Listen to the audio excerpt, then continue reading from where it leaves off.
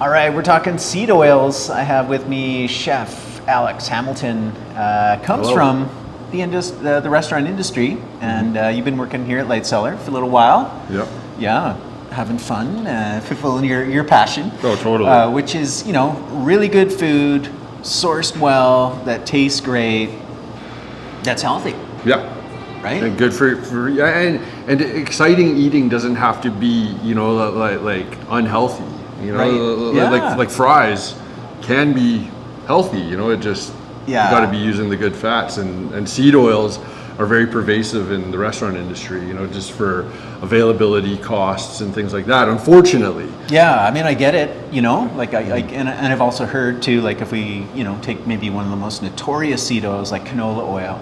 Oh, it's so good because it's high smoke point and it's neutral flavor and it's and it's cheap and all these things. Like I get why chefs use it, but I mean, we got to be one of the very, very, very few.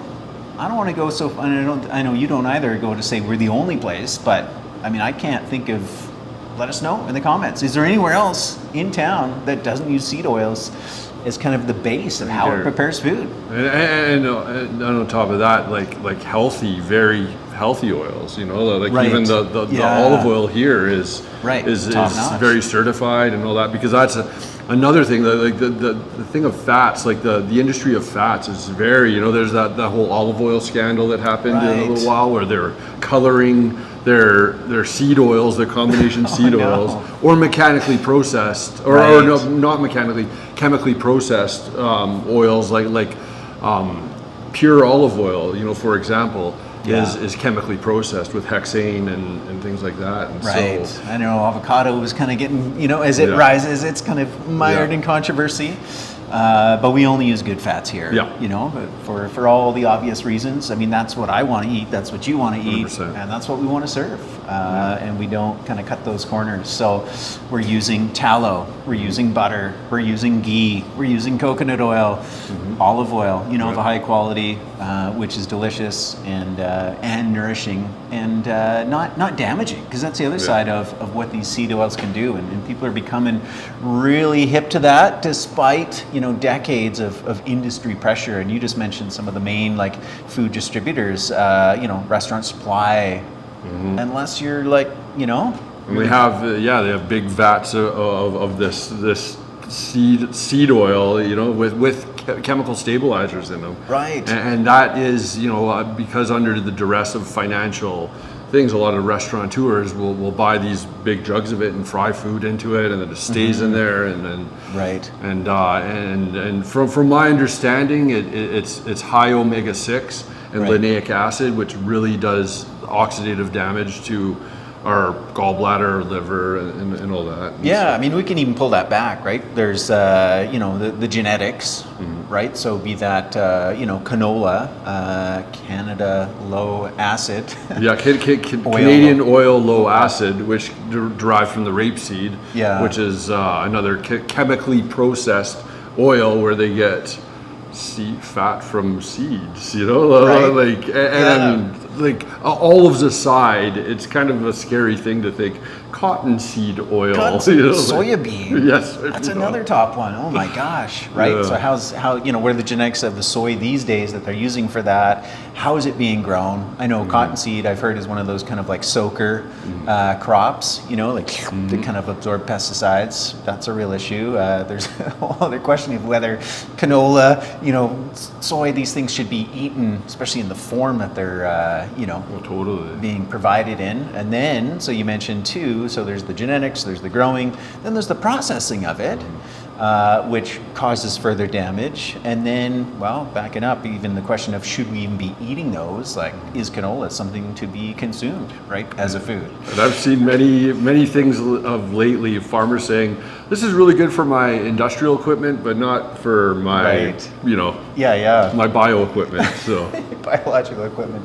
And there's a whole history of like the origins of canola, you know, from the World War and being left over for industrial purposes, and then kind of pushed, you know, into the food industry for all of its wonderful benefits. Yeah, and then when something like that is too high omega-6, then you run into inflammation problems, not to mention, you know, being overheated. A lot of these seed oils don't have the high heat tolerance like a lard, like a tallow, you know?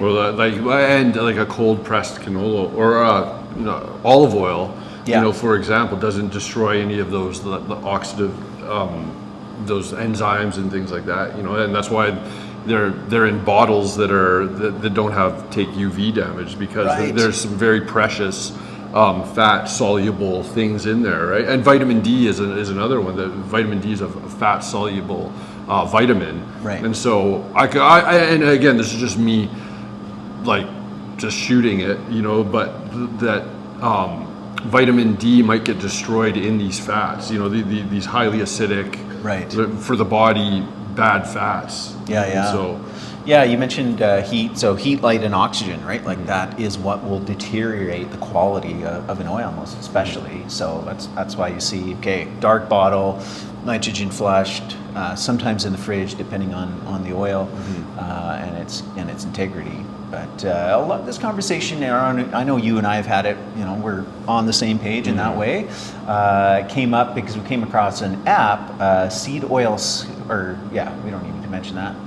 You can cut that out. You can cut that out, yeah. Came across this app that was, you know, like, you know, put yourself on the list that you don't serve seed oils here, right? Like while you're cooking everything. And we went to look, and fair enough, it is a new map, but there was nobody else on the list. And that's where I was like, well, you know the industry, especially locally and what's going on, having worked in it for a long, long time.